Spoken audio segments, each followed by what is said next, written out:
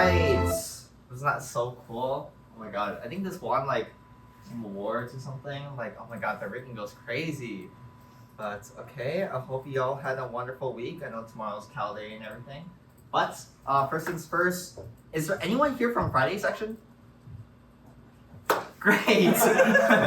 Great, we're gonna skip this. One person? Normally we do critique, but no one's here. So, okay, perfect. Okay, so today we're going to be covering lighting for animation. Okay, so first things first, let's talk about what is lighting. It sounds kind of self-explanatory, like, oh my god, lighting is just like you add lights. But when we're talking about lighting specifically for storytelling purposes, there are a lot of things that we don't usually take into consideration that are actually really essential for being able to light things in a storytelling manner that elevates our story and our purposes for that. So take for example, you have these pictures over here, and the key important thing to note here is that lighting is incredibly transformative. This means that simply by changing the way you light your scene, you can completely change the way the emotions are being brought forth within the scene. So over here, it's the exact same scenes, the same house, the same path, the same location. However, over here, you know, the bright and sunny atmosphere makes us feel really warm, really idyllic. While this is a lot more sort of like beautiful and like romantic and sort of serene with the sun setting. And over here at nighttime, maybe it's a bit spooky, maybe it's a bit somber. And all of these elements are the same, but you can convey something completely different simply by only changing the lighting. And this is why lighting is so important, and this is specifically what we mean when we talk about lighting for storytelling. Okay, so over here we have a little bit of an exercise. In this picture here, can you tell me where do you think the lights are coming from? The lamp. Yep, the lamp. Anywhere else? Yeah, there's like maybe like another lamp back there is kind of illuminating the walls. Oh, yeah, maybe also maybe some reflections elsewhere. Yeah, anywhere else?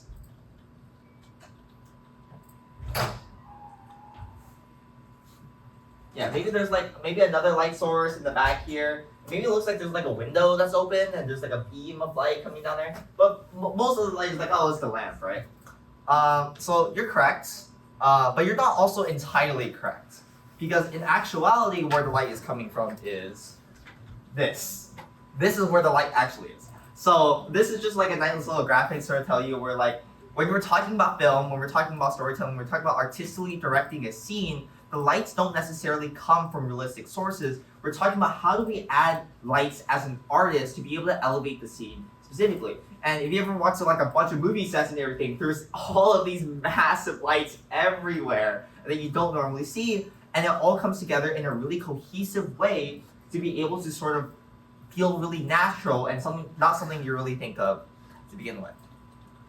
Okay, so what does good lighting accomplish? So let's talk about some principles. I'm just going to list them all here before we dive into some specific examples here. But the first thing it does is that it directs the viewer's eye. Then it creates visual shaping. Before finally it can establish or enhance a very specific mood. So overall, like, what does this all mean? Like, the core idea of lighting is that we have all these great objects in the scene. We have all these like shaders and everything, and it's really chaotic. There's a bunch of different elements in our set. How do we tie it all together and be able to make everything cohesive? So one of lighting's like core fundamental like principles is that we take a chaotic scene and we make it have cohesion and work together. Instead of like having individual parts, we talk about it as a whole. So first things first, leading the eye. This is from Ratatouille here. And one of the more important things about lighting is that when you have a completely dark scene and there's one really bright light, your eye naturally goes towards the really bright source, right? So over here we have this really, really dark scene and our eyes naturally go where the viewer wants us to like look at, which is this like really bright window. And then we see like this really ominous character over here, right? But in addition to the way like it's simply just being a really bright spot in a really dark room, we're talking about like the rim lighting here as well, right? So a lot of the rim lighting on all these characters are facing into this direction. And a lot of the rim lighting over here on all these characters are also facing into this direction. So there's a bunch of energy that is pushing from both sides into the center that's really drawing your eye towards the key important part where they want you to look. And additionally, this talks about, you know, like leading lines, which if you remember from the art and story lecture, like the very first lecture, we have these like lines and beams of light coming down that sort of really push a lot of the energy upwards, sort of like draw your eye into the middle and then push it up to be able to see this character over here. So this is what we're talking about when we talk about leading the eye, where how can we use lights effectively to be able to direct the viewer to look at the thing we want it to look at and not at other things where we don't want them to look at. Next thing is visual shaping. So visual shaping is sort of using light itself as an object or as a way to convey information about objects. So over here, we have this photograph of this girl here, and it seems like there's like a fence maybe on the other side of her. Like maybe, I don't know, she's like locked in school and just like, I want to leave. Or maybe there's like a prison or something. I don't know. But the way the shadow works and the absence of light and just the way the pattern is reflected across this backdrop is conveying information about something being in front of her, even though we don't specifically are able to see like what that thing is. Another thing over here is this photograph of this dog. So we have like these lights cutting beams across like the scene here. And you can kind of see like, okay, maybe the dog is like looking through like a window or something. But seeing this light as like a physical object or a actual very specific shape is creating these highlights in the eyes that is conveying this sort of like maybe mischievousness, maybe it's like, oh, it wants to be able to escape but it can't, and it's creating this specific storytelling because of the shape of the light itself. Over here, this light here is physically carving out this beam in the middle to be able to sort of direct your eye towards this sort of intersection here. And the light itself acts as an object. It acts as an actual shape that is being projected across the entire scene. Does this make sense? Do you have any questions about like visual shaping or like leading the eye earlier? Yeah, so we're talking about visual shaping is using light itself as not just as ways to make things brighter, but as a way to convey information about objects and geometry. Okay, next thing lighting can do is really establish the mood. So this is also from Ratatouille. And you kind of just like observe this scene here. This guy, he doesn't look like he's having a good time. He kind of looks like he hates himself. He's like, what the hell? I went to like a 5-star restaurant and I was promised Gordon Ramsay food, but this food sucks ass, right? Like that's kind of the vibe that he's giving. Like his skin is so pale. He's kind of dead inside, and it just doesn't look like he's enjoying himself. However, simply by changing the way the lighting is, now he actually has a lot more energy and life in his eyes. He actually looks like he's enjoying his food a lot better, and it's overall just a lot more happy, a lot more warm, and it's conveying the emotion of the food tasting good compared to something like this. So I'm just gonna flick back and forth between these. Yeah. And you can kind of see how it's not just his face, but it's also the background elements as well, where a lot of the lighting becomes slightly warmer and orange tones. And we'll talk about why that specifically creates this feeling later. But when we're talking about lighting and establishing mood, there is a very specific scene, and we want to be able to identify and establish a mood. In this case, we want to be able to convey that this character is enjoying this food. How do we use lights in a way to sort of elevate that emotion? And that's what we're thinking when we're talking about how lighting establishes and elevates and enhances a specific mood in a scene. Okay, so how do we actually do this? Those are a lot of principles. What do we start? Like, how do I do this? So the first thing you want to do is start with realistic light sources. So obviously, things that you would expect to cast light should cast light. For example, if you have a campfire, the campfire should emit light. If you have a light bulb, the light bulb should emit light. If you have a sun, like in the sky, like the sun should emit light, the moon, things like that. So for example here with this house, in nighttime, you would realistically expect the lights to be on inside the house. So this is the realistic light source where you would expect the light to come out from the house. Over here in the daytime, well, the realistic light source is not from the house, it's from the sky, where that is the realistic light source. Over here, I think this is the Mario movie, or I think this is Super Galaxy Mario movie. But you can see these giant windows panes, and the light is streaming in from the side here, and those are the realistic light sources. So when we're talking about realistic light sources, we're not only talking about things that exist in reality, but like if they're casting like magic and there's like a magic circle, you would realistically expect that to emit light. So things that you would expect to emit light should emit light. Then we want to talk about artistically adding additional lights when needed. So if you remember from the picture at the very beginning, how there's, in film, they add a bunch of artificial lights to be able to convey certain emotion. This is what we're doing. So we're artistically adding additional lights for what the scene specifically entails. So in this case, like what we would do is like maybe we would move the actual source of the light away from the actual luminous object to be able to light it from a different direction and sort of trick the viewer. Additionally, we can also add, remove, or adjust specific lights beyond their realistic values to be able to establish or elevate a specific thing that we want to accomplish. There's light linking, which we'll cover in a bit, but it basically means we can make certain lights only affect certain objects, or only certain objects be affected by certain lights of our choosing. And additionally, we can adjust shaders, because shaders interact really, really heavily with light. And when we're talking about lighting, we're not only talking about lights, but we're also talking about how those shaders specifically interact with lights. So if there's something you can't really achieve with lighting alone, then you might want to look into your shader. Okay, so here's an example here. We have this little simple scene with like a light and a candle, and there's like a gourd over here and a little Buddha. And our primary goal is be able to see this light from the candle, but also be able to see our Buddha. And you can kind of see how, like, if we only have a realistic light source from this candle, it's kind of like, well, we can't really see the Buddha. The Buddha is just like shrouded in darkness. You can't see the thing that you want the viewer to be able to see. So what we could do is we can add an additional light in the front and sort of light up this Buddha from this direction. And now you can kind of see like, okay, well, now I'm able to see the main subject a lot clearer. And this is really good. This is sort of the effect that we want.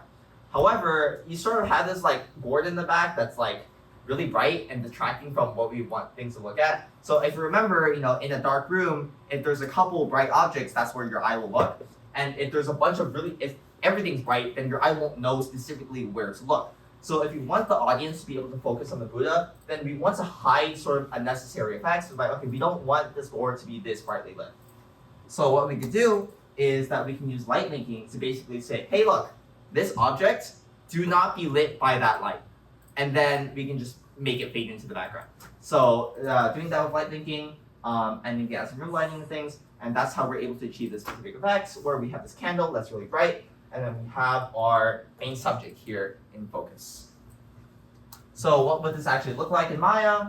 Essentially here, we have an additional artificial light. So there's a light coming from the candle, but there's also an additional light that we added artistically that isn't coming from any specific source to be able to light up this Buddha over here. And then we can basically say like, hey, look, this gourd, like, let's not have it be lit by this light, or let's not have it be lit by this light. And we can sort of control in that manner how bright this object specifically is being lit. Does that make sense? Are there any questions about this specific topic or anything else? Okay. All right. So when we're talking about lights, we're also talking about different lighting setups. So in real life, people tend to like drag a lot of like these light fixtures around. We sort of emulate that in 3D a bit, but essentially what you have is you have two different ways to light the scenes primarily, where you have your environment lighting and you have your character lighting. So environment lighting is like, okay, I want to light a room, or I want to light an outdoor scene. And in order to do that, you would generally use something called an HDRI. So HDRI stands for High Dynamic Range Images, and we'll get into those a bit later at the end. But you should be familiar with them if you've done the shading lecture or the shading lab. But they're basically like, hey, look, someone went out into the real world and they captured all the lighting information in the real world, and they're taking that information into the digital world. So you're able to get actually perfect, realistic lighting in your digital scene, and that sort of creates this like really accurate outdoor environment that you're able to actually recreate in 3D. And then if you're sort of talking about lighting characters, then we're going to be doing something called 3-point lighting. So 3-point lighting, as it might suggest, consists of 3 key important points. There's the key light, there's the fill light, and then there's the rim light. So the key light is defined as the brightest light towards a character or subject that illuminates that subject. So if it's characters outside, the key light generally tends to be the sun, because the sun is the primarily brightest thing that's lighting you. If it's indoors, then you get to choose like what is the key light. But specifically by definition, the key light is just like, hey, look, what is the thing that is making this character visible the most? So in this case, you have a really bright light coming from this direction here, and this is the key light. Now, one of the issues of only having the key light is that if you look at it as like the shadows are really, really dark, and you can't kind of really see anything. There's no depth. There's no, like, it looks really flat because you're not able to see the other side of his face. And that's where the fill light comes in. So the fill light is a much softer and a much like smaller light that is being added on the opposite side of the key light. So for example, if the key light is coming from this direction, then the fill light would be coming from that direction. And then it's basically filling in those shadows and making them not like pitch black, so you can actually see the other side of this character. So as mentioned, it basically makes this object like a 3D object and it gives it depth.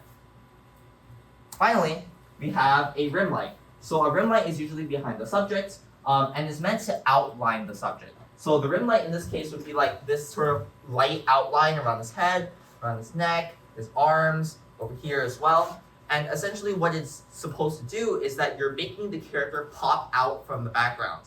Because otherwise your character sort of blends into the background and you can't isolate the character from all of the noise and the visual clutter that's behind it. So by adding a rim light, you're sort of creating this outline shape that's able to sort of distinctly define your character, so it's a lot easier to focus on. Questions about 3-point lighting? Okay, let's dive into some examples here. So over here, we have this from Toy Story 3, 4, maybe? I don't know. One of the Toy Stories. In this case, if you remember, the key light is the brightest light as used to light an object. So over here with Woody, the key light seems to be coming from like this direction, but in actuality, like the key light is actually coming from behind him with this window, and it's bouncing in some of the objects in the foreground and then hitting his face. So the bounce light is actually the key light here, where it is the primary thing that's illuminating his face, which is coming from behind him because it's the window. And then you have your fill light over here just to be able to fill in these like shadows on the opposite side. And you kind of see how like there's a bit of light that's sort of like illuminating some of the darker spots on the opposite side of the key light. Before finally you have your rim lighting, which is over here on this like cheekbone over here, around his shoulder over here like that. Also maybe like the brim of his hat has a bit of rim lighting. And this rim lighting is just to add dimension towards the edges and to be able to make them visually sort of like stand out a bit from the background. Over here, you can kind of see how like this is the key light coming from this direction, and then on this opposite side of the face, on this direction, is the fill light, and then you have a rim light. You can see like his hair over there, maybe the top of his shoulder over here. This is another example. I think this is from The Office. Correct me if I'm wrong. I've never seen The Office. But over here, you can kind of see how the rim light is sort of like highlighting his head over here and around his shoulders here, just to make them pop out from this like white background. And then you have this really strong key light coming in from the left here and over from the right. Then you have this backlight that's sort of just like filling in these darker shadows. So understanding this lighting setup is really important when you want to like be able to light your character, because you want your character to be seen. You don't want your character to sort of blend into the background and not be sort of visually distinct from all the other objects. So by adjusting the sort of the ratio between the key, backlight, and the fill light, you're able to sort of achieve different effects. For example, if you ever watch like Christopher Nolan films and it's really dark and noir and like very like sort of like old-timey mystery drama, you tend to have this sort of effect where you have a really, really strong key light, but basically no or very little fill light or rim lighting, and it creates this really dark, moody atmosphere. And so a lot of dramas, mystery, horror films tend to use this because it just like, you can't really see anything. Like, oh my god, I can't really see the side of this character. It's so dramatic. So by artistically changing like how strong your fill light is, you can create this sort of effect. You can also basically say like, hey look, I don't want any key light, I don't want any fill light, let's only have rim lighting. And that's how you get this sort of silhouette effect or the silhouette lighting. And what silhouette lighting does is that you're sort of establishing the character against the background. So over here, it creates this really ominous, really looking view where you have this raccoon. I think this is The Incredibles. And you have this raccoon thing over here. And you kind of see them like shrouded in the darkness. You don't really see like what it is, but you're able to see the shape. So what silhouette lighting is it creates a sense of mystery. You don't know what you're looking at, but you can see how they are in relation to the background. So I believe this is from the Joker, and you kind of see the silhouette of the Joker against the background. It's like, okay, this character is really important to whatever is happening in the background, and it creates a really strong relationship between the character and their background. This is done a lot in like fight choreography as well, where the movement of the character matters a lot more than the character themselves, and a lot of like dramatic poses for like K-pop idols as well. Yeah, so this is silhouette lighting. Any questions? Cool. Okay, so not only just like the way and the ratios of the key, fill, and rim lights, but also the directionality. So directionality, like where the light is coming from, really affects how we perceive the character being lit. So if it is front lit, which means the light is coming from the front here, it tends to be really open, really friendly, really fun. And a reason for this is because you're able to see everything of the character, right? There's nothing being hidden here. You can see the character head on, and this tends to be really friendly. However, if it's like top lit, where like there's only one bright light from the top of you lighting you down, it tends to feel like really claustrophobic, like you're being choked. Maybe kind of really boring and dull, like maybe you're working at an office like 9 to 5, you're like slaving away. Because it gives this sort of the interrogation feeling, really claustrophobic, really oppressive, because all this energy is coming from above and it's sort of like pressing you down. And that's the sort of vibe it gives. Meanwhile, if you have backlit characters, so we're talking about rim lighting here, it's really dangerous, really intimidating. You can't really see that much of the features of this character, but they're still like popping out and sort of like really imposing against you. So this is done a lot with like villains, or like a grand reveal of like evil bad guy tends to have like backlighting, and then it's just like it feels really dramatic. And then for bottom lit, spooky atmosphere, if you've ever like told horror stories with your friends, and you got like a flashlight from underneath you and it's like shining up from underneath you, that's precisely why like we do it, because it feels really spooky and scary. So if you have a character being lit only from the bottom, it tends to be a lot more mysterious, a lot more like just like, oh, something bad's gonna happen, or just like a lot more tense. Questions? Okay, so that's that part of the lecture. Now we'll move on to color, which Lynn will go and demonstrate. Okay, so let's talk about colors. But before we go into colors, we should learn more about color theory, which is the study of colors. Just step back into kindergarten. You know, you're taking your first art class, maybe you're learning about colors for the first time, and they teach you about the primary, secondary, and the tertiary colors, right? There's the red, green, blue, and the CMYK. So if you have the primary colors, you can mix them to get the secondary, and you can mix both of them to get the tertiary colors.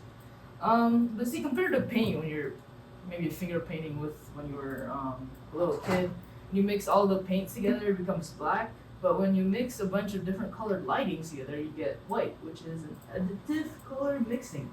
The paint one is called subtractive color mixing. And you can notice that a color wheel is usually divided in half. There's a warm color on the left side, and then there's the cool colors on the right hand side. I don't know where the color wheel went, but so warm, you can kind of feel that it's warmer.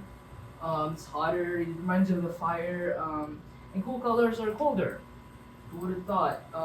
Reminds you of ice, water, kind of more low energy. And here's just one way to represent color, mainly digitally. We have the hue, which is the color wheel. That's when you go to a color wheel or color picker. You pick, you vary the color. You pick a color from the color wheel. What? And you can adjust the values of these colors by adjusting the saturation and the value.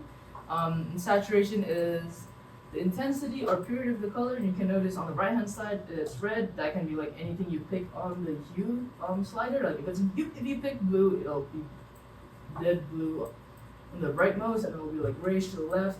Meanwhile, value is the amount of brightness or light in the color. You can kind of tell because it's black, and then it's white, and that's all the different shades in between. Now we're gonna go into color harmonies. First we have monochromatic colors. You pick one hue, play with its saturation values, and then you use those to play with the shades and tones to create a palette. So here they picked a kind of a magenta color as the base color, and then they played with the saturation values, got all these other ones, and then splattered it all into this painting. And you can even pick an accent color to give an emphasis on the subject, like the blue color on this rose, and maybe even like the greenish colors on the grass.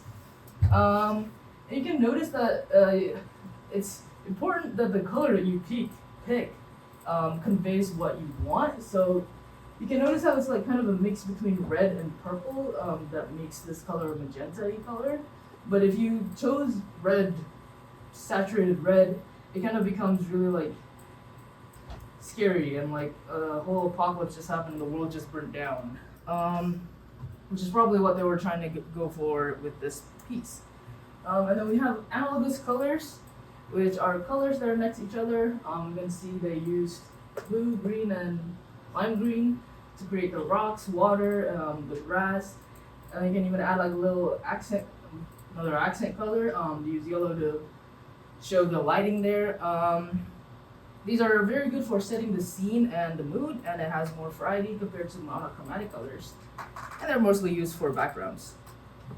And then we have complementary colors. You guys might know this from La La Land. These are colors that are directly opposite of each other. For example, this guy is purpley bluey. She's wearing a yellow dress, and it pops right out to your face and kind of emphasizes the person. It's kind of like iconic, and you can kind of tell that it like really works well. But you keep in mind that if you overuse it, the colors can be really end up being jarring and harsh to the eyes. But if that's what you're going for, if you're trying to make some glitching effect, then that's the way to go, I guess. And then here we're gonna learn about the 60-30-10 rule.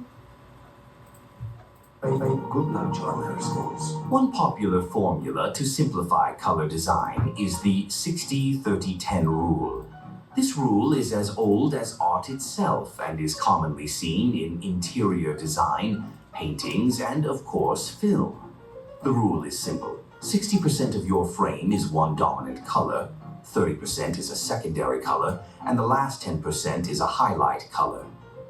60% dominant color sets the tone and mood, 30% secondary color complements the dominant one, and 10% accent color adds that pop of vibrancy and visual interest. Alright, so just like what that guy said, 60-30-10 rule is like a pretty good ratio to create like a good color harmony balance in the scene. So you have the primary color at 60%, you have the secondary at 30%, and then the tertiary, the third accents at 10%. It'll just kind of make everything like smooth and balanced to the eyes. And you don't really want to use too much color, so you don't want to overwhelm the audience. But again, if that's what you're going for, then you can go for it. Questions? That doesn't know. Okay, so here on the right hand side, you can kind of there's a color theory, just a quick reference guide for you guys to pick, like kind of like a cheat sheet for different color relationships, what colors might be good with each other, might go well with each other. And alright, let's see. Let's talk to each other and look at the logos here. What colors show up the most often in the above logos? Maybe like 1 minute to talk about it.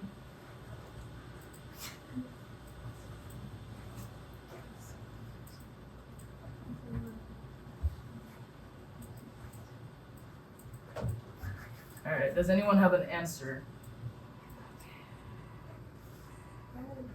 Red, yes. Is there another color? Yeah, yellow.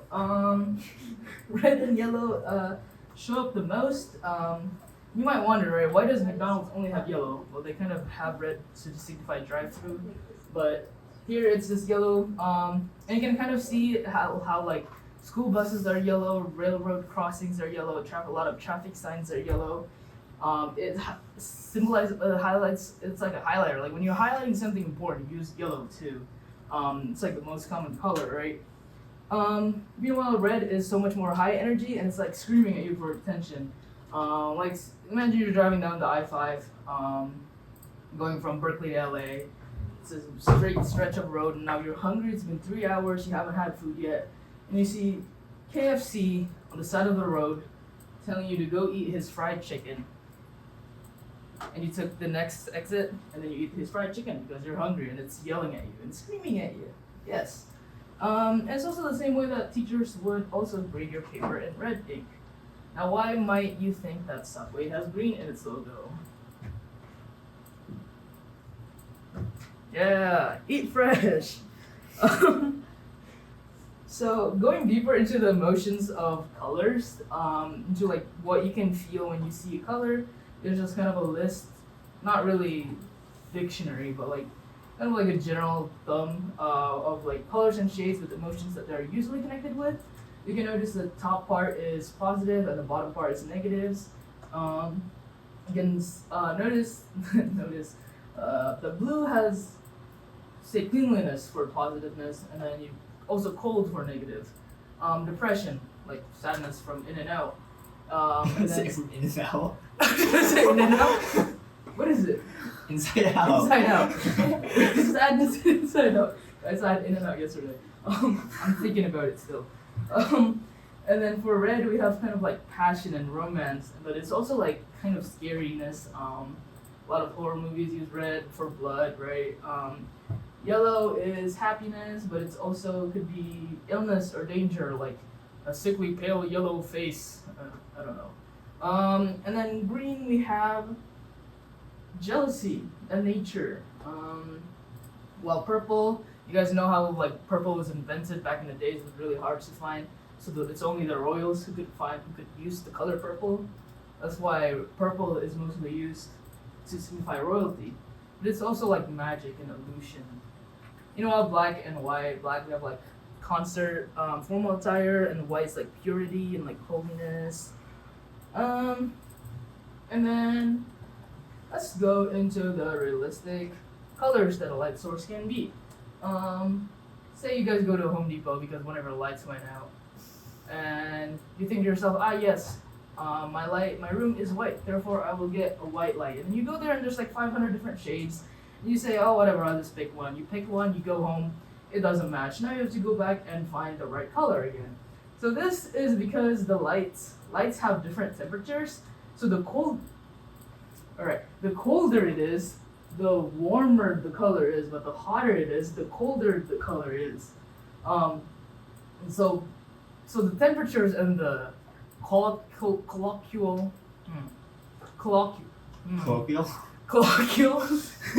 it's kind of like switched up and down, right? So lights have their own colors that are associated to it, depending on the temperatures itself. It's kind of like fire. If it's orange, it's like a bit cooler as compared to the blue that's hotter. Yeah. Yeah, you know, like white hot, like a white hot knife.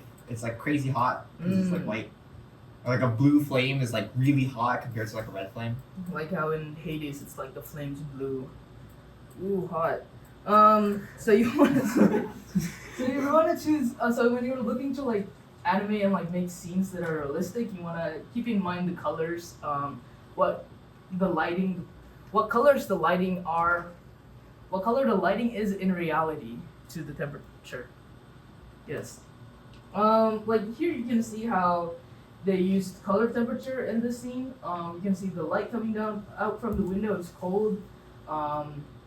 The scene is very overall cold. It's like sad. It looks like such a sad and cold feeling. I think someone's dead in that casket. Even like the texture of the items and objects are like cold. You know, like granite is cold. Is that granite? And meanwhile, here is another scene where it's like kind of more warmer, kind of more heartwarming. Everything's yellow and orangish. The golden hour sunset is coming out from the window. The grandma's wearing orange. She's like caressing Coco's head, just like oh my god, I love you so much. And yeah, it just kind of like, you can kind of feel the warmth and love and the emotion that's coming out of the scene.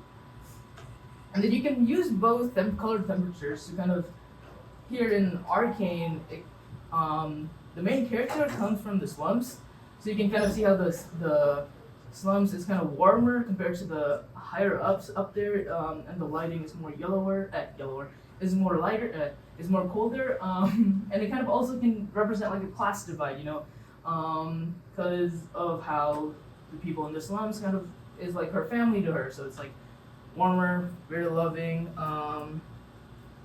and we can combine both color temperature, realistic colors, with artificial colors. This can be seen especially in Matrix. The whole movie in the Matrix has a little green tinge to it, and you know that's not really like realistic, right? But it also conveys how the world is, there's something wrong in the world, so you add a little green tinge to the actual color temperature there is. And in The Incredibles, it's when you work in an office, it's kind of like boring, monotonic. You're just replying to emails day in, day out. So that's how they kind of convey the scene. It's just white, pure white, not even a hint of color. Maybe a little hint of color. It's white, it's saturated. And there's like a directionally lit light from the top. You can use colors to show progress in your story. For example, here, it's a brave, and then this witch is throwing things out into the cauldron. She throws one thing in, and it turns green, which is kind of gives off slimy goop that's mystery and unsettling. And then she throws another thing, and it's just electrifying, watering blue, and it's like, wow, it's so beautiful. And then she throws another thing, and it's like lava and like red and scary. The boogeyman's coming for you. But the progression of color kind of like an allegory to how magic could be in this world. It could be really mysterious, it could be beautiful, but it also can be dangerous. And here you can kind of see in this another example of this game called Abzu. So you play as a diver and you explore like an underwater world. You start off in this scenery, right? Your mate's a sea of kelp. Is really calming, really like relaxing, like kind of like a beach day. Swimming with lots of fishies, but then you kind of go forward, and then all of a sudden, the water's turned red, which is not really possible because realistically, red doesn't show up underwater. But hey, we're in a fictional world, and anything is possible in our hands, right? And you're surrounded by triangular robots, so you try and run away from them, and you come out into this orangish scene with a lot of ancient historic buildings, and it kind of reminds you of that when you look into like history textbook, and you just see old weathered photos or like with like a sepia filter, and then you keep going, and then you start swimming upwards, and then you keep swimming upwards, and then these whales come up next to you, and you can kind of like feel sadness. It feels really tranquil and somber, and you're feeling kind of insignificant because how damn big the whale is compared to you. And you know, like the whales are kind of also like lonely humans. I don't know if you guys know about the 52 hertz whale. There's this one whale that keeps yelling to find its pod, and they can't. And it's so sad. And you can use unrealistic lighting in your scenes. And it's also known as non-diegetic lighting, which means not existing in the actual world. On the left, you can see the police car sirens, kind of like wee-wooing, and it paints the world in red, which is not really possible in real life. But that way you kind of know where the danger is, how intense the danger is. You can see the main characters looking at it too. And on the right hand side, there's not really any source to where the light is coming from, but it's the same intensity, the same like danger feeling.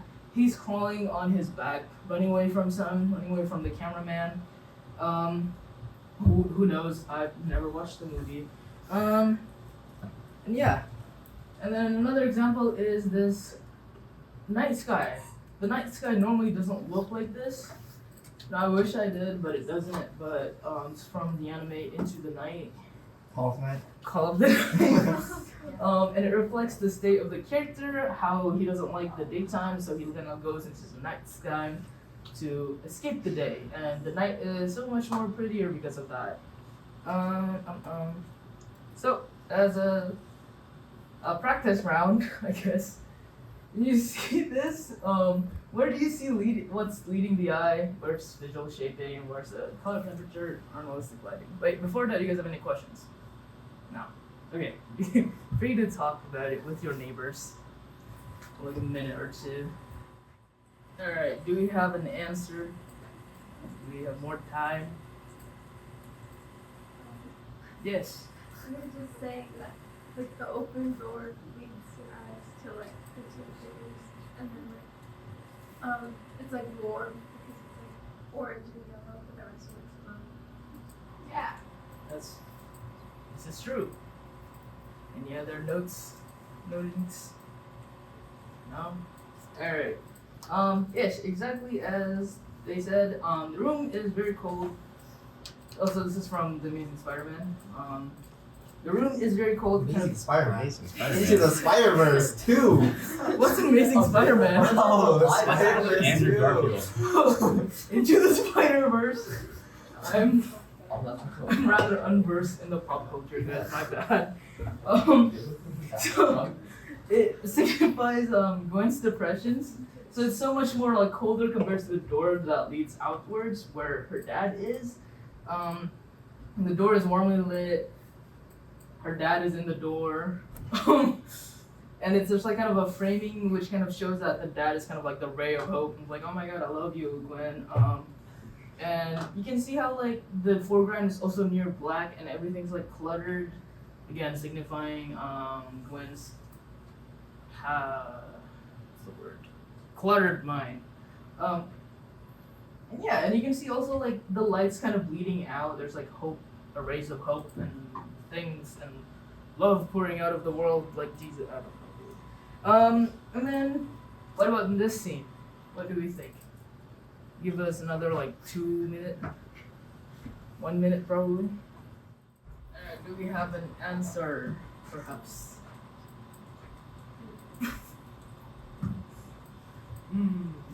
It would seem not. I see no hands. So we can see that both sides are like kind of red still, despite on different maybe intensity. On the left hand side, it's more yellowish compared on the right hand side, which is more reddish, and there's also like a purplish hue coming out of the Gwen. Maybe she farted. And you can notice how the red is so much bigger and it's reaching out towards Gwen.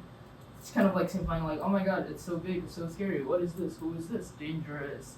And the light is so intense that it casts a silhouette onto this man, and we don't know who he is. Gwen doesn't know who he is. Who is this man? He's holding a gun. Why is he holding a gun? But I think we find out that that's her dad. And kind of like learning about that, you can kind of notice that there's also like the kind of a little bit of warmth coming out from her dad, and it's like trying to be like, wow, Gwen, I'm here to save you. Again, I've never seen Into the Spider-Verse.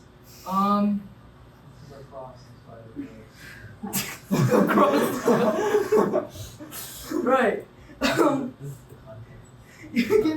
And then you can see that there's also like framing, like there's like the nails jutting out, forcing the viewers to look into this confrontation, and then the nails on the other side blocking Gwen from running away from this confrontation. It's kind of like a prison analogy. And yeah, any questions? Despite how I don't know anything about the Spider-Man, Spider-Verse. Alright. On towards the next part. Okay. Well, it's me. Sorry, I don't know if you don't like me, feel bad. But yeah, so thanks for that lecture on color. Does anyone have any lectures on color does anyone have any questions on color specifically before we talk about Maya specific things and go into a bit more of the technical aspects? Okay. So let's talk about the different types of lights that are available in Maya. this isn't all of them. There's a few more, but these are the main ones that you need to know. You don't have to like memorize all these. They're pretty intuitive, and also you can just refer back to the slides, so you don't have to be like, oh my god, I need to like remember everything now. But just going over the lights. So the first thing we have is an area light. So what an area light does is that it emits light evenly from a specified shape. So the most like common area light you'll come across is a rectangular light, which is like a rect light. It's basically just like there's literally a rectangle, and then it emits light evenly from the rectangle. So it emits light from an area. It could be a circle, it could be a rectangle, usually a rectangle. It could be a polygon if you want. But yeah, they're really, really useful. So over here, this is an example of a quad light, which is an area light. So basically you have like a rectangle and it's emitting light from that rectangle.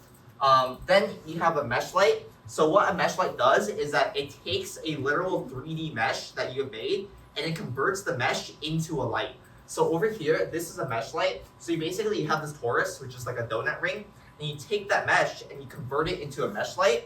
And it basically just like, hey, look, I want to emit light specifically from this very specific 3D geometric shape.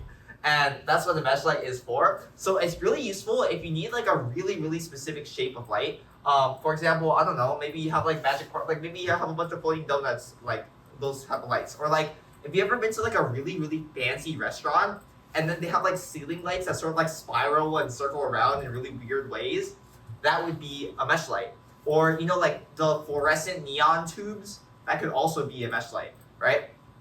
So there's like very specific use cases which are really helpful for using a mesh light.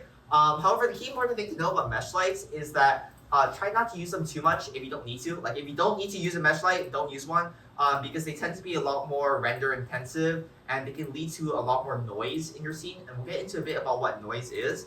But generally speaking, they're a bit more expensive to run on your computer, so just try not to use them too much unless you have to. Next is a dome light. So a dome light is basically, it's a sphere that emits light from all directions of the sphere evenly. So the important thing about a dome light, it is useful for ambient, even, like diffuse text or diffuse lighting. So it's really useful for environment lighting. You got used to this when you're doing shading and you're attaching an HDRI texture to it. But it's basically, it's used for very even lighting coming from all directions. And then you have a directional light. So directional lights are useful for basically like really far away light sources. For example, the sun. So the sun is like infinitely far away. So like in real life, it's obviously not an infinite distance away, but like it's basically far enough that it's infinite distance. And the important thing about really bright lights that are really far away is that the shadows are parallel. So if you go outside and you see like the sun casting shadows, all the shadows are parallel because the sun is so far away. So what the directional light does is that I'm lighting a scene from a specified direction and is even across the entire scene from that direction. So over here, this is directional light, it's coming in this direction, and then all the shadows are parallel. So yeah, it's useful for like the sun, basically. Like I really see like what you would use it for other than the sun. But yeah, it's very useful for that. And then you have point lights. So point lights is basically like I specify a point in 3D space and then it emanates light from all directions from that point. So what you would use this for is like, for example, like a candle, right? A candle is a point on the tip of the candle and it's emanating light everywhere equally in all directions. So it's like a specific point in your scene. So that's what point lights are for. So over here, you have this point here, and it's emitting light evenly everywhere. And then you have spotlights. So spotlights are just like in real life, they're spotlights, like they emit light in a cone. So in a specified cone, it's light. So like if you look at a projector, that's a spotlight, it's emitting light in this cone-ish like shape. If you go to like theater, like you know those like spotlights, it's a spotlight, right? It like emits light in a cone. These are very useful. The important thing about like spotlights and point lights and also like all these other lights is that they exist in a certain space in your scene. So like just like how in real life, if you move the light closer to an object, then the shadow gets bigger, right? Or the shadows are not parallel. That's the difference between like these spotlights, point lights, like these types of lights compared to the directional and dome light, is because the direction and the dome light are like infinite distance away. So that means like the shadows are parallel or like the shadows are different. Like these are specified like actual things in your scene that are emitting this light. And then you have something called the emission shader. Now, the emission shader is not a light, but I want to talk about this because it's kind of important. And we talked about it briefly in the shading lecture, but just to reiterate, an emission shader basically says that, hey, look, this object in its shader, I wanted to make it appear like it's glowing. And this is really useful for things like magic circles or like lava or like your phone screen, right? But it is not an effective way to light a scene. It's not a light. You shouldn't use an emission shader to like brighten up a room. You should only use it to make an object appear like it's glowing. And this isn't a light, this is in the shader attribute, but it's important to know. And then the reason why you don't want to use this to light a scene is because it's really, really noisy. It's not built to actually light objects, it's just to make this thing glow, and the lighting, the area around it is just like a side effect. So it tends to be very like noisy, it looks really bad, don't ever use it to light a scene. Make sense? Okay, any questions about the different types of lights? Yes? Why for like a candle? Mhm. Why wouldn't you just have like a model of like a flame and have that be a mesh light? Mhm. Is it like because it's fire you would like put it inside something and have the model be like transparent or? Yeah, so what you would do is, the reason why you wouldn't use a mesh light is, remember, mesh lights are very render intensive, and so it's not really effective unless you really specifically need that shape. And specifically for fires, like, I don't, like, when you look at a candle, I don't like look at the wall like, hey look, that's a flame shaped light. It's just like, oh, it's just a light that's like coming from a point, right? And that's the sort of vibe that it's giving, which is why I wouldn't use a mesh light, because it's a bit redundant. Plus, like, a flame is really small, and it's like you don't really see the point of like its shape specifically. You can just use a point and you can just light it from that specific point, and you'd be like, hey look, if I'm using a mesh for the actual flame itself, then I would just be like, hey look, this point light, just like don't light the object, just shine through it. That way I can get the lighting effect but not have to deal with like this weird like occlusion thing, because a light's now inside an object and it's weird. If you're talking about like how they would actually do things realistically with fire, generally fire doesn't tend to be a mesh. You don't use meshes for fire.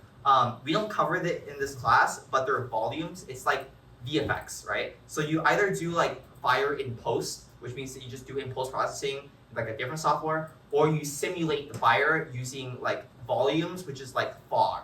It's like smoke. You do a smoke simulation or a fire simulation, and those have different like, it's not because it's not a mesh. It's not something you apply like a mesh light to.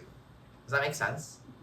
Okay, yeah. So the important thing about that is just thinking about the purpose of the light itself and about like what is it actually lighting? Why do we need that specific light? Cool. A note on the importance of HDRIs. So like with a dome light, you can kind of just like control like, hey look, I want like the light to be a different color. You know, why don't I just do that? What is the purpose of actually using an HDRI?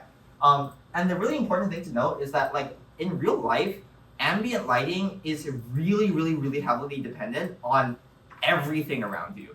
For example here, this is the lighting with no clouds, versus if there are clouds in your scene, it completely changes the way that this light looks. Like there's really harsh shadows over here, it's so much more ambient, just like a bluish tint to it. And this is not something you can easily replicate in 3D without using an HDRI. Because if you have a cloudy scene and you want to be able to emulate like this really soft type of light with these really complex lighting, like colors being different as well, then it's not possible. Like you're not going to model a bunch of clouds just to be able to like trace this through the scene. It's not feasible. So what you would do is you would use an HDRI that is able to capture all that information. And this is really important, especially if you're doing like, if you have like a city scene and there's all these buildings around you, all those buildings have a color to them and a material like concrete, and they subtly like change the way that the sun's light is reflecting off of things to be able to change the color in a way that's really difficult to do with just sliders alone, which is why I use HDRIs. Yeah, and like scattering, that type of thing. Like even like a really hot day and a really cold day, the lighting looks different because of the way the light rays and the photons in real life are bending and refracting through the heat waves in the sky to be able to achieve certain effects, which is why using HDRIs are so important. Make sense? Cool. Question 1, pop quiz. What type of light do you think would be best to use to simulate moonlight?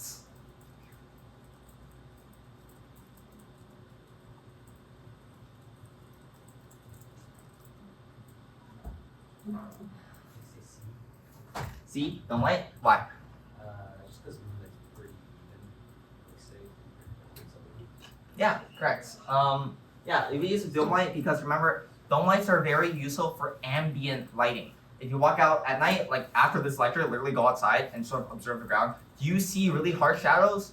Not really, right? There's no like specified direction to it. It's just overall really diffuse, really even, very ambient. And that's what dome lighting is really, really good for. You wouldn't use an area light because the moonlight isn't coming from a specified shape, so you wouldn't use that. You wouldn't use a spotlight because it's not a cone either, right? And remember, like spotlights are like things that exist in like 3D space. Same with area lights, and the moon is infinitely far away. The moon is basically at infinity, right? So you wouldn't really use these things. Same with the point light. I remember like a different student another semester was like, okay, well the moon is like emitting light from all directions, right? But the important thing is like the moon is like infinitely far away, and you wouldn't put a point light like super far away and then make it really bright. You would just use a dome light, and additionally, that still would not get you the ambient effects because the point light is coming from a specified point. Well, if you think about like the Earth and how like the moon is lighting everything, the light rays from the moon are entering the atmosphere and they're bouncing around all these different like interacting with all these objects and these clouds and the air in the atmosphere, and is coming at you from all directions evenly, which is not something a point light is able to replicate, which is why you wouldn't use a point light or any of these other lights, and you would use a dome light instead. Make sense? Cool. Question 2. I know I kind of spoiled this earlier, but what type of light would be best used to simulate a candlelight?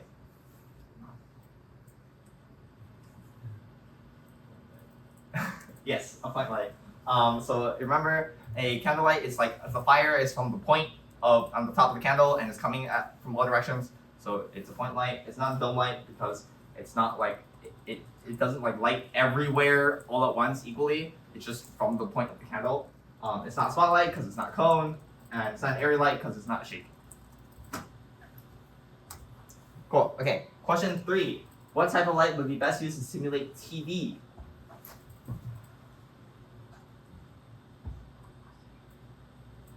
Someone else. So specifically looking at in this direction. Yes. Would it be an area light? An area light? Why? The area light's the one that's like a specific shape, right? Yes. Because it'd be a specific shape, like a square. Yes, that is correct. A TV is like a flat screen TV, even like a CRT TV, they're just rectangles, right? So we just use an area light because it's a rectangular light. And then there's like, it's not any of the other ones because those aren't rectangles. Cool. Okay. This is really information dense. This kind of bleeds into next lecture's topic, which is rendering. But it's important because there are specific things about light sampling that is inherent to lighting itself. So this gets really technical. So please just like stop me if you're not understanding like what's happening. And a lot of this is kind of like CSE or like physicsy. So just bear with me here. But essentially, like, how does a 3D renderer or like how does the software is able to know how bright a specific object is? Or in other words, how do I know what pixel is what color and how bright that pixel is? And the way we do this is by essentially like simulating lights. We literally simulate photons, essentially. So in real life, what happens is that you have a light bulb, and then the light and the photons emit from the light bulb, and then they hit a bunch of all these surfaces until they eventually sometimes make it into our eyes. And then when they hit our eyes and hit our retina, then our brain registers that part of the retina as this specific color. And when the photons go and hit different objects, it accumulates different like properties, like, hey, look, it's accumulating a bit of this color, it's accumulating a bit of this color, the brightness decreases a bit here until it reaches your eyes. This is kind of oversimplifying things. People who actually know physics, it's not actually like that, but like this is just a simplified way to explain like how photons work. In 3D, it is really difficult to basically simulate like a bunch of light and photons from light sources themselves, because a lot of the light doesn't actually hit your eyes. Like it goes off into space, into infinity, and it's useless to be able to like spend computational resources to simulate that when it doesn't actually hit your eye, or in this case, the camera. So instead, what we do is we do it in reverse. So instead of shooting photons out from a light bulb, we shoot photons from our eyeballs into the world, and then those rays will hit a light. And if it hits a light, then you know that it's bright. If it doesn't hit a light, then you know that it is black. And because you're shooting rays specifically from your eye, then you know that all of those rays will hit your eye. So you can only simulate those, and you like basically speed things up a lot. So that's just a very, very brief overview of something called path tracing, which we'll get into a lot more detail next week. But this is important to know because to be able to calculate soft shadows, what ends up happening is that this ray goes into the scene and hits an object. And if it hits the object, we want to know how bright is that surface, right? So is there a light that is able to shine its ray towards that point in the object? And that's how we know that it is lit or not. So it basically, you shoot a ray from a camera, it hits an object, and then you shoot a ray from where you hit to a light source. And if it hits the light source without getting blocked by another object, then it is lit. And in real life, light can kind of bounce around infinitely, right? If you hit an object, it can come from here, it can come from there, it can come from all the way over there, and then it can come to my eye. And there's an infinite number of possibilities on where light can come from and bounce around before it hits my eyes. Now, in 3D, this is kind of expensive. Like, we can't compute infinitely. So what we do is something called sampling, which is basically we'll try a few directions. Let's try a few directions, and we'll just use that to approximate or sort of guess how close we are to this infinity thing in real life. So this is called a light sample, which is basically how many checks Maya does to calculate if a specific pixel is lit or not. Does this make sense? Are there any questions about this ray tracing, this thing? So over here, there's a little GIF, which is really nice. So you see these yellow lines, once it resets, I don't know. There's these yellow lines, and these are the rays, basically. These lines here are the rays that are being traced across the scene to determine if that specific direction has light or not. So over here, it's checking if light is coming from this direction, this light is coming from this direction, to see if this particular pixel is being illuminated or not. So over here, here's a little example. This is from the bad guys too. So basically, this specific point, it's checking light from all of these yellow lines, all of these directions.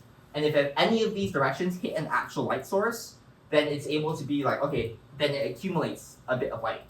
And the number of lines it checks, or basically number of checks it does, number of directions it does to approximate this infinity, is the number of light samples. So obviously in production, in movies, they use a crazy number of light samples.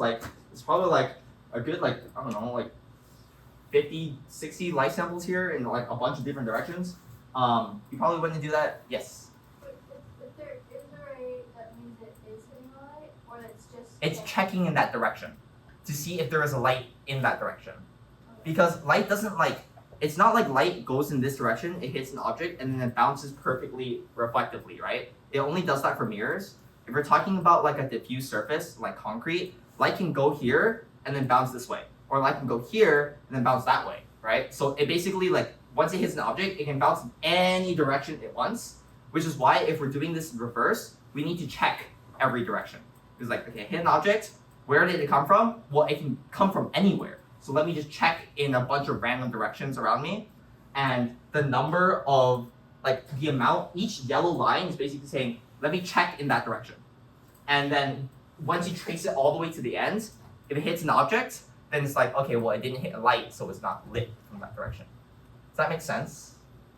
You don't really have to understand this too much in detail because this is kind of a CS concept. But the important thing to know is that the number of light samples directly influences how what quality of shadows you have. So this is really, really, really important, especially in low light scenes where it's really dark. It's kind of hard to see in these examples here, but noise is basically the staticky effect that is caused by undersampling, where you're not able to check enough directions, and it ends up looking like a bunch of grain and static, and that is what we call noise. So over here, I don't know how well you can see here, but there's a bunch of noise here, there's so much static here, because the light samples aren't good enough. We're not checking enough directions, Where if you increase light samples, the lighting here is a lot more smooth. It's a lot more like, hey, look, it's being more realistically lit because we're approximating it better. This is especially important if your light sources are small and if you have specular surfaces. So if you remember, specular is reflective surfaces. So if I'm looking at a light at a reflective surface and the light itself is really small and my light samples aren't high enough, it looks really bad. There's a lot of noise, especially in these areas over here. While if I increase the light samples, the noise goes away, it becomes a lot more smooth, it becomes a lot more realistic, and we're approximating it a lot better. So light samples are really good. However, with everything, there's a cost, and the cost is that it drastically increases your render time, like drastically. And we'll go into the formula a bit next lecture, but basically you want to play around with this to be able to achieve the certain effect that you're looking for without like killing your render times, essentially. Okay, so let's talk about light portals. So in order to get efficient sampling with a dome light in indoor scenes, we have to use something called a light portal. So what a dome light does is that it is a sphere of light that is shining from all directions, right? And so when we have an indoor scene, there's only like a few spaces and where like light can enter, which is like maybe the window or the door, and they're really small, right? So when we're thinking about like the way sampling works, it's like, okay, if my camera is inside this room and I'm shooting these rays out and I want to check to see if a light is being like lit or not, then a lot of those rays that it's checking, like the directions it's checking, is just going to go into the ground or like into the ceiling or something, and it's not actually going into the window because that's where the light is coming from. But because we don't know that, we're sort of just like, okay, let me just check in random direction. Oh, it hit the wall. Oh, it hit the ceiling. Oh, it hit the floor. Then we're not being able to accurately be able to sample or check how much light is coming from the window. So what this does is that a light portal is saying, hey, look, I want to push more light into the scene, or I want you to sample from the portal instead of from like a random area. And that way we can check, okay, how much light actually comes in from the window, rather than saying, okay, how much light is coming from a random direction, which ends up being the wall because we're not checking the right directions. If this sounds complicated, don't worry about it. TLDR, it just means we're pushing more light into the scene and we're approximating things better. But it's important if you have an indoor scene and you're using a dome light, then it is very, very necessary. And you'll play around with this in the lab and hopefully it'll make it a lot more intuitive. And a lot of this is like theory that you don't really need to know. If you're an artist, you just kind of click a bunch of buttons. But I think it's important to be able to understand just how things work. That way you're not that confused, and it's important to understand these principles of why you're doing the things you're doing rather than just like memorizing and doing these things. So as a bit of a visual example, this is noise. It looks really bad. And it's not that the room is dark, it's just not effectively like being able to light the scene. It just looks wrong or incorrect. And this is with no light portal. If we add a light portal with one sample, which means we're only checking in one direction for the light, it gets a lot better. Like we're able to actually like light the scene a lot more effectively, and a lot of the noise disappears and we actually see color. Unfortunately, it's still pretty bad. Like a lot of the lighting is still a lot of noise. So if we go from one sample to 3 samples, you kind of see like how the noise really clears up a lot, especially in this like middle area over here. Like it basically like a lot of it just goes away, right? And it's not that the scene is getting brighter. It's just we're approximating and we're sampling and we're basically like representing the true scene a lot better. So it's not the same thing as like, oh, I just like want a brighter scene. It's just, hey, look, we're actually sampling the scene a lot better. If I have like optimized sampling, then it goes to something like this, right? Where a lot of the noise goes away and you're able to actually see the scene a lot better. So going back, this is without using the light portal, and this is with optimized sampling, where if I'm having the optimal amounts of light rays, I'm actually able to see the scene without a bunch of noise. And you can see there's still a bunch of noise here in these like low light areas, but there's a bunch of other ways to fix that. But generally speaking, this is why sampling is very important. Questions? Yes? What if you, okay, the windows don't look like they're in the Oh yeah, sorry. When I made the scene, there's nothing outside of this room. It's like blank void. Like I did not model trees or like whatever outside. There's like actually just nothing. That's why it's just pure white. If you were to actually do this, then you would actually have something aside from this room in your scene. But like the actual Maya file is quite literally this room, and then on the other side of the window is nothing. So that's why it looks like that. But it's Yeah. not like if you had an environment outside No. without like sacrifice some of the light noise. No. The portal itself is invisible. Like it's not like a thing you actually see in the render. Yeah. Okay. Let's talk about how bright a light is. So the brightness of a light is calculated using this formula, which is the color times the intensity times 2 to the exposure. So this is important because you have these intensity and exposure values, and you're like, okay, what the hell? Why are there two different like sliders for this? What do I use? If you remember a bit from math class, exponential like equations like grow really quickly, right? So if you have 2 to the exposure, adjusting the exposure will change the brightness a lot faster than adjusting the intensity. Which means what you should be doing is that you should be using the exposure value to get the brightness of the light, and then using the intensity to tweak it into its various like smaller levels. And honestly, like realistically, you probably never need to touch intensity. Like I personally wouldn't touch intensity, I will only touch exposure. But this is how the formula is. If you ever have confusions like why is there intensity, why is there exposure? Just touch exposure, it'll actually like do something. Meanwhile, like if you do intensity, like it's like okay, maybe I need to do like 100 or 1,000 on the intensity to even be able to see something. Well, like exposure will actually get to the value a lot faster. Another important thing to note here is that it's actually multiplied by the color, which means the color of your light is also depends on the brightness of your light. The brightness of your light also depends on the color of your light. So a red light and a blue light have different brightness levels, and this is actually just how light and how our eyes see color in the real world. And it sounds a bit unintuitive, but if you ever like, how come my scene is suddenly so much darker once you change the color? This is why. For example, if you have like a dark gray light, it's not going to be as bright as a white light. Does that make sense? Like even in real life, if I have a light bulb that's orange and a light bulb that's white, the white one is going to be a lot brighter. Does that make sense? Yeah. Questions? No? Okay. So yeah, this is just how the brightness is calculated.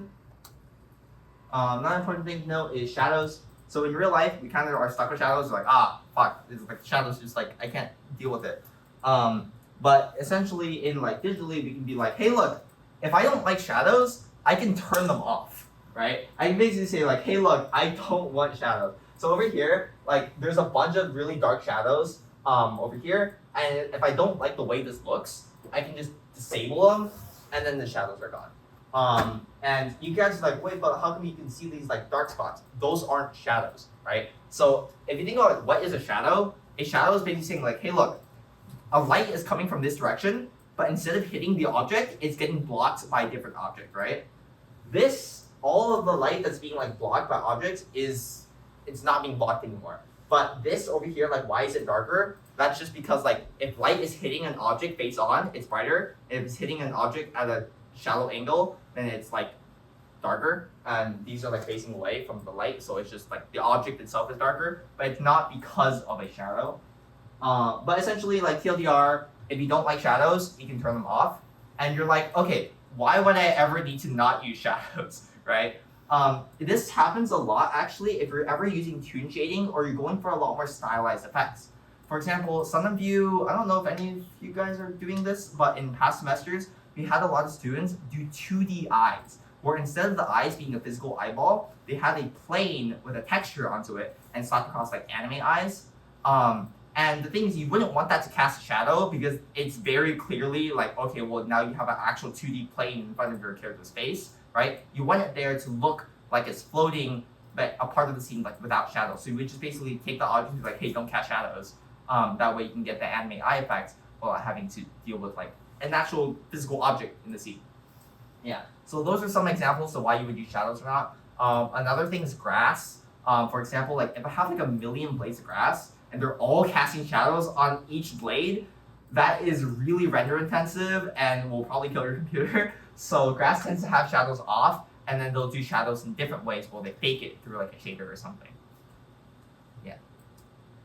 Okay, just like in real life, shadows operate differently depending on the size of the light and how close the light is to the object. So if the light is really, really big in relation to an object, the shadows are a lot softer. Meanwhile, if the light is really small in relation to an object, then the shadows are a lot harsher. And this is a property just of real life, of how physics works. But additionally to this, we can actually control how harsh we want shadows in the settings of the light themselves. So for example, I can adjust some of the settings of this area light here to basically say like, hey, I want the light to be this big, but I also want the shadows to be harsh, right? So it's possible to do that. However, it's a bit like different than like just making the light smaller, but it's something you play around with and understanding like, okay, look, if I want soft shadows, I don't want these like really, really harsh defined lines, then you might want to make the light a lot bigger to create these softbox effects. Make sense? Questions? Cool. Light linking, we talked about this earlier, but light linking is the ability to make only certain lights affect certain objects, or only certain objects be affected by certain lights. So what does this look like in practice? So there's like a red cube here, but you cannot see it because it's getting blocked by all of these other objects. So you're like, hey look, I want to be able to light this cube, how do I want to like actually light up? So what I can do is like I can create a light to basically like I create a new light here and it's pointing in this direction. It's like, hey look, I want to light this cube. But now like the floor is all lit up, all these other cubes are lit up, and you're like, okay, well I just want to be able to highlight this one object. So what you can do is you can do light linking and you basically say, hey look, the light that we just made, only light this object, right? And that's called light linking. We link that light to this object and it's only lighting this object, and bam, you're able to like actually light that cube and only that cube. And a practical application of this, you're like, okay, well, this is obviously a toy example. It's like I would never actually do this in scene. Like when would I actually use light linking to light a scene? And this is really useful if you remember back to our 3-point lighting and our motivated lighting. We have these realistic light sources, but we want to add artistically directed scenes. So for example, let's say I have a character and the background is like really well and nicely lit, but the character is just a bit too dark. Where like the face, like I can't really see the features of the face. I want to be able to see this character a lot more visibly. But if I create additional lights to light up the character's face, I might inadvertently also light up the background. And I don't want that, right? Because I don't want those lights to light the background. I only want to light the character's face. So what I can do is I can use light linking to basically say like, hey look, those lights that are there specifically for the purpose of brightening up the character and making it pop out a lot more is only able to light the character, right? That way you can get all the benefits of like 3-point lighting without having to like accidentally affect the background. Does that make sense? Yeah, so that's a really useful application of light linking. It is very, very important when you're doing character lighting, making things pop out. Yeah. Okay, questions before extra tidbits? Okay, so interacting with shaders, just know that shaders can look very, very different depending on the light source and the way the lighting setup is. So specifically, chrome and specular surfaces. So what's chrome? Chrome is metallic surfaces. You have this card here, it's a metal, and metals look very, very different under different lighting conditions. Additionally, specular surfaces and transparent surfaces, like transparent objects like gemstones, like diamonds, you know, or even like glass. It looks very different depending on like the type of light that's hitting it and where the direction of the light is coming from.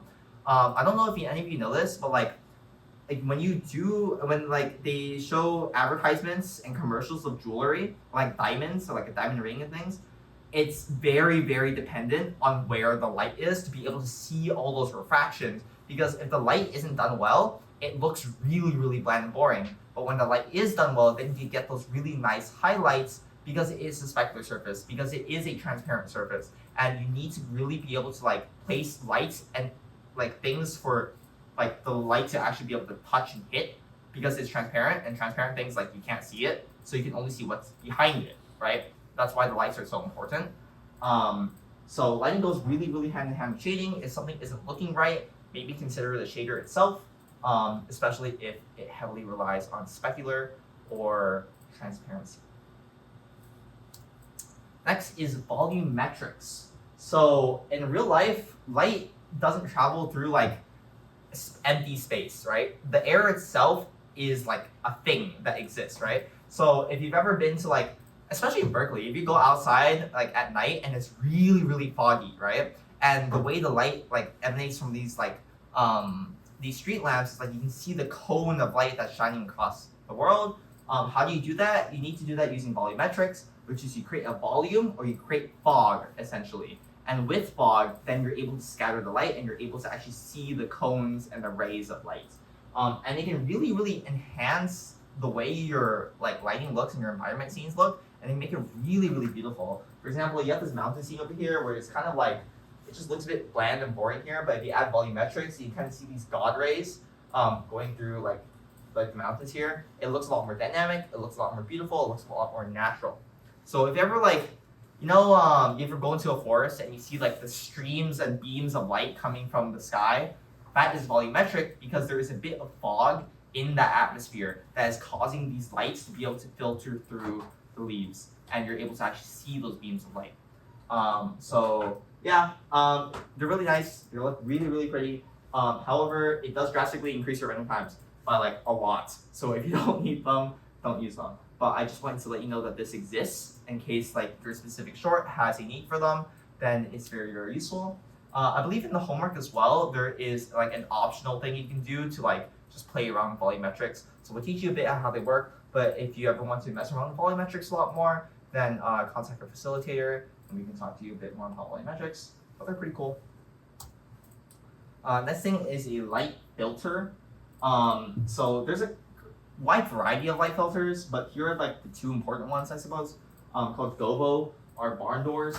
Gobo, it's an acronym. It stands for something. I don't remember what it stands for. But essentially, you're using a texture to filter light. And this is really, really useful for things like caustics. So if you have an underwater scene and you have this, like all this light is like refracting and like bending across the water and the waves and everything, and it looks really beautiful. This is really difficult to do with just like ray tracing and everything, and it looks really bad if you don't do it well.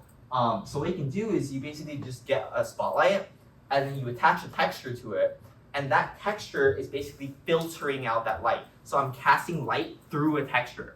So if I ever need a light to be a very specific shape, for example, like, I don't know, maybe I want to project the UC Bug logo in like a shape of light, then I would use a gobo to basically block out that shape and use a texture to be able to control where the light is shining. The next thing is called a barn door, which is basically like you have a light and you're basically just using opaque panels to like cut off parts of the light. So you see this a lot in theater or film.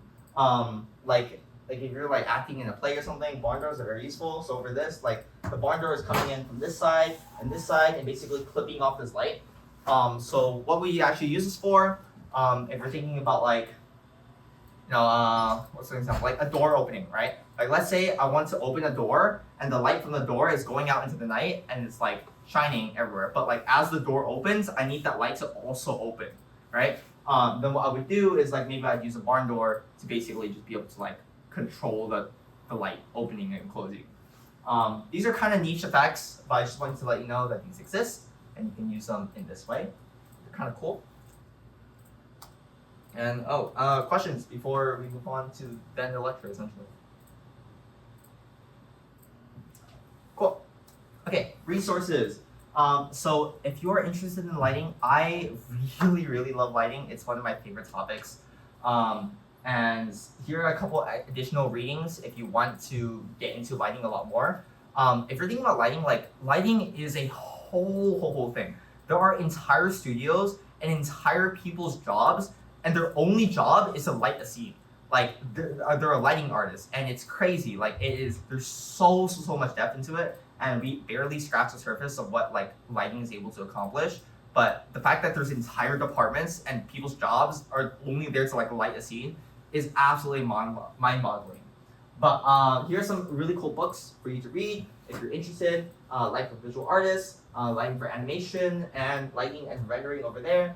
Some of these, I think this one is a bit more 2D focused for like 2D art, but a lot of the principles and understanding how light interacts with surfaces and objects is really, really helpful and transfers a lot through artistic mediums.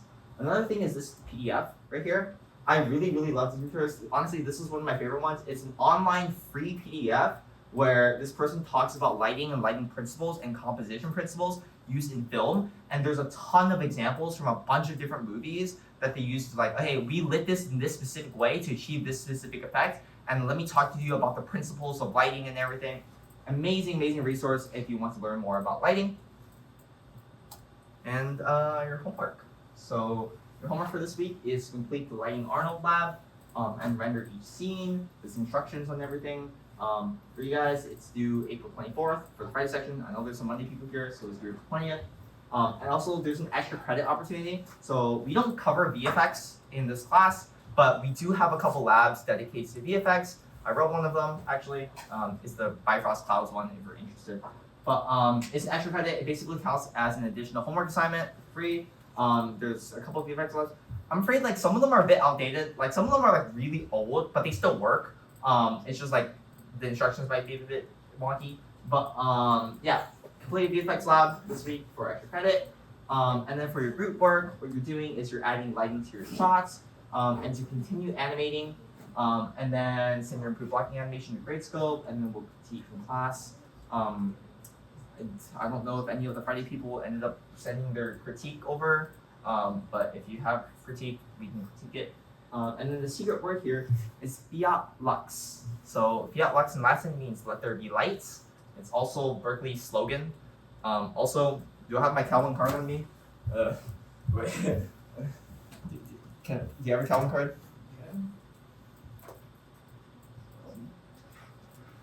Yeah, okay. So like, fun facts. If you have your Calvin card, and then you see like these lines here, and like these lines, like these dividers, if you look really, really closely, it's just the word fiat lux over and over again. It's not an actual line, it just says fiat lux, fiat lux, fiat lux. So yeah, that's like a fun thing. Oh, facilitator applications. This we haven't released this yet. Crap, I forgot to release it. But this is a screenshot from last semester. But we're gonna be releasing this soon. Basically, if you love this class, if you love what we do, if you love the topics, and you want to be able to help teach other people and inspire other people for the love of art, for the love of 3D, please consider being a facilitator.